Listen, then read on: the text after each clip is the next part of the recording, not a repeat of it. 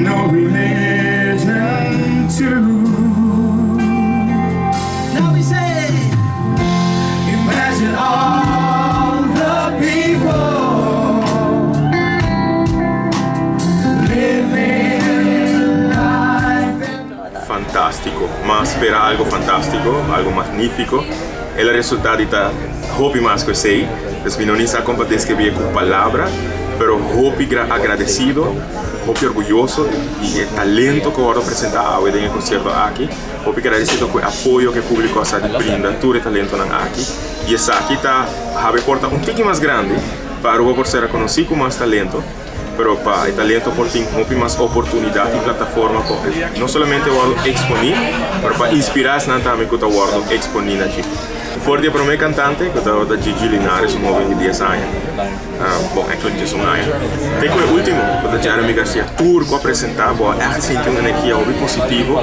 Mas sobre el público te queda sorprendido cada viaja con habilidad vocal de tour cantante aqui, a habilidade de por entretener também, não somente canta. Então, me querer aqui pôr com o público aqui seguro, ora quando escuta com cultura, tem mais evento ou qualquer tipo de projeto, me seguro que o público aqui lo responder de viagem, para apoiar, para sobrar. That's what we are about, para empoderar, para apoiar, para sostener e para puxar mais talento, para sobrar. Não sabe como importante arte em geral, em toda disciplina, não sabe como importante é quanto impacto tem em um ser humano. E a missão está um aliado de todo artista, mas também para que inspirar, para que empower, não sei. Go Cultura está finalizando su oficina en Joan Jerez Manstrat.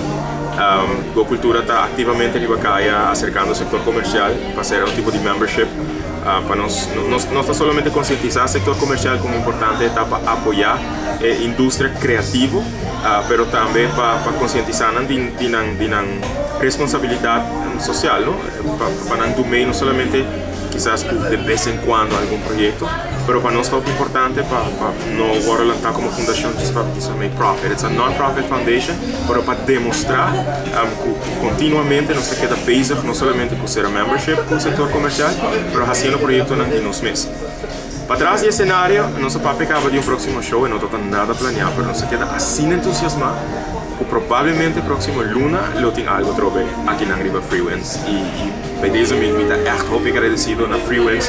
Por 30 anos acaba de vindo a Aruba e 30 anos está apoiando a Sina Hopi causa na Aruba e durante 30 anos ha recaudado milhões de dólares para a comunidade de Aruba. Sempre willing, the Freewinds Band e full crew de Freewinds disposto para ajudar a igreja, na fundação, que está acercando para ajuda e nos seguro por seguir conta com a hope e contento com esse resultado.